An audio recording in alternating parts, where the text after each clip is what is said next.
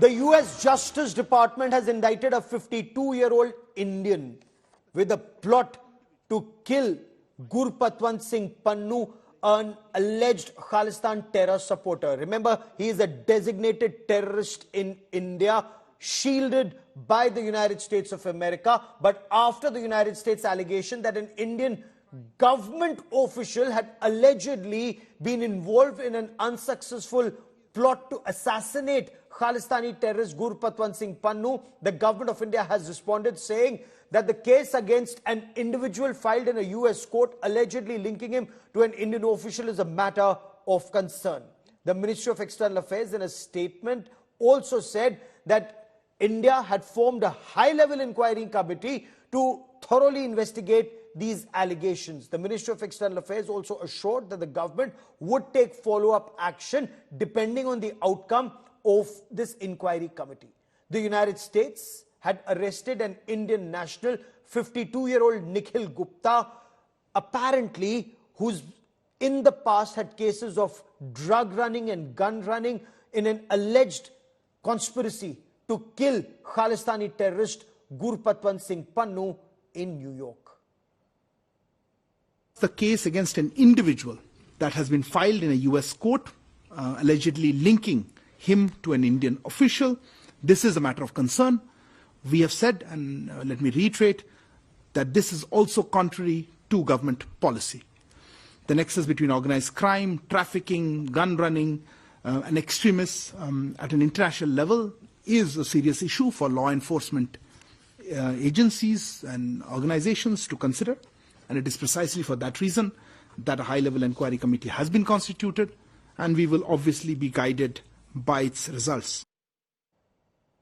And Canada's Prime Minister, Justin Trudeau, he's reacted to these charges made by the United States, saying that it strengthens what Canada has been trying to say all along, that India needs to cooperate with investigations regarding the Nijjar episode in Canada. We have said that they have consistently given space to anti-India extremists and violence, and that is actually the heart of the issue. Our diplomatic representatives in Canada have borne the brunt of this, so we expect the government of Canada to live up to its obligations under the Vienna Convention on Diplomatic Relations. We have also seen interference by Canadian diplomats in our internal affairs. We've said this from this podium, and that is obviously unacceptable. I wanted to speak to the news coming out of the United States on India. From the month of August onwards, we have been working closely with our American counterparts, with partners around the world, on the very serious allegations that we shared in September that we believe India was involved, agents of the government of India were involved in the killing of a Canadian citizen on Canadian soil. The news coming out of the United States further underscores what we've been talking about from the very beginning, which is that India needs to take this seriously. The Indian government needs to work with us to ensure that we're getting to the bottom of this. This is not something that anyone can take lightly. Our responsibility is to keep Canadians safe, and that's what we're going to continue to do. Nijjar was a designated terrorist. Gurpatwant Singh Pannu faces terror charges in India. Now, does it make their crime less serious because of the color of the passport? And this is a question that strategic partners, the United States and Canada, need to answer. But let's try and make sense of all these allegations. Joining me on the broadcast, India Today's Shiv Arur, Geeta Mohan and Poulomi Saha for Perspective. Also with me is Ambassador Ashok Sajjanhar and Sushant Sareen.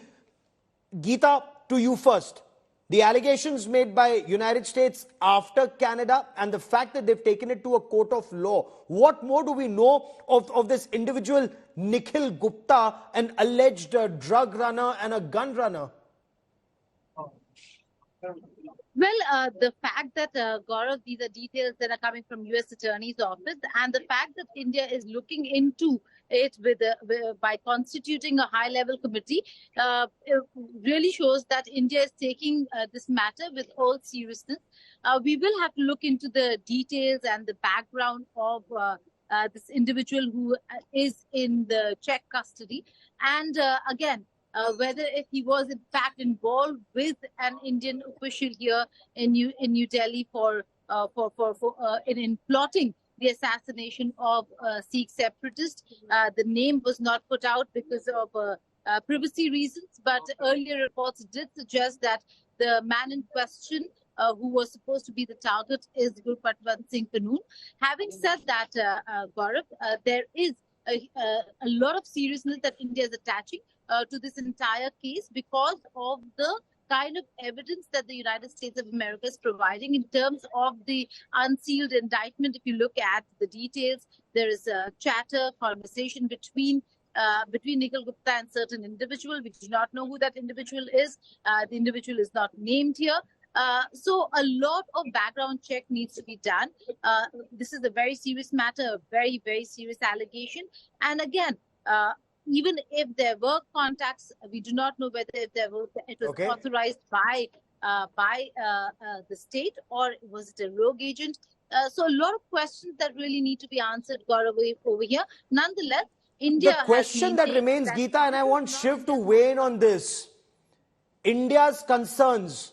Gurpatwant Singh Pannu is a terrorist. He is threatening to blow up Air India aircraft. Air India aircraft Kanishk has already been blown up. Nijjar is a designated terrorist. If he's been killed, India, Shiv, had raised these concerns both with Canada and with the United States of America. Charges against Nijjar and Pannu become milder just because they're US and Canada passport holders. You know, Gaurav, stripping this story down to its bare bones, the summary of it is plainly this, that the United States has made allegations, and let's remember that this US attorney's case remains in the realm of allegations, much stronger, of course, than what Canada had put forward. Even now, Trudeau has just talked about credible allegations. But this is, there are transcripts, there are documents, they've been shared with India. Parts of those documents have been put out into the public domain by the Justice Department of the United States. But the bare bones of this story is that the person at the center of it is someone who America's very close strategic partner has proscribed as a terrorist. It's a person who from US soil has not only published bounties on the heads of serving Indian diplomats in the US, Canada, the UK and Australia, but has recently also threatened to blow up civilian aircraft from the airline Air India. Those are the bare bones of the story. Obviously, India is dealing with this in a very different way than it has dealt with Canada, because the relationship is, very, very visibly and historically different. So nobody should read too much into that. That's the reason why I think India has very immediately expressed concern and formed this inquiry. The bigger question now is, Gaurav, the unanswered questions.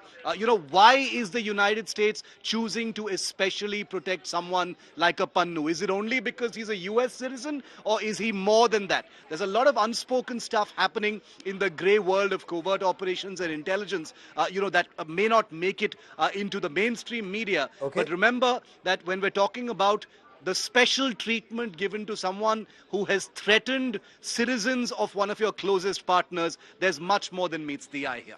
Clearly.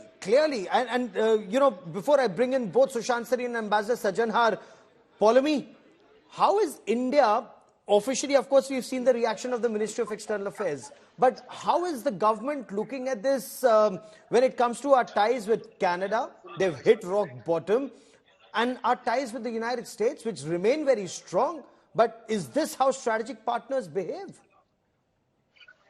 Well, it is looking at both, of course, these inputs, in a very different light. And Shiv did, of course, refer to that many are making a lot about how we've responded to the inputs shared by the United States in terms of forming that high-powered inquiry committee, which was formed on the 18th of November, 4 days before that Financial Times report first, spoke about this so-called assassination plot on U.S. soil, which is, in fact, going through all of those security-related inputs, as India says, that the U.S. has shared in terms of organized crime, gun running, terrorism, and the nexus as far as this is concerned. And course, the response when it comes to Canada, which was again reiterated by the MEA spokesperson Arindam Bagchi today at that press conference, where he said that Canada needs to, of course, abide by its own obligations under the Vienna Convention of diplomatic relations. Canada needs to stop interfering in India's internal affairs. It needs to watch out for anti-India comments and violence that is being threatened from Canadian soil And none of this has been done by Canada or even the United States of America. Our missions have repeatedly been targeted. But is this a coordinated attack on India by United States and Canada, both strategic partners and close allies? Canada has once again said that they stand by the allegations that have been leveled against India in the Hardeep Nijjar case. Remember, Nijjar was killed under very mysterious circumstances in Canada. There have been no arrests in Canada despite months after that killing. But Canada wants India to join investigations. Canada's foreign minister said vital for India to join probe. Let's listen in to Canada's foreign minister. Well, when it comes to what's happening in the U.S., I won't comment directly because, of course, I respect the work that the American law enforcement agencies are doing, and I respect also the independence of their legal system. What I can tell you, though, is that we stand by our own credible allegations that there was a killing of a Canadian on Canadian soil, linking to Indian agents.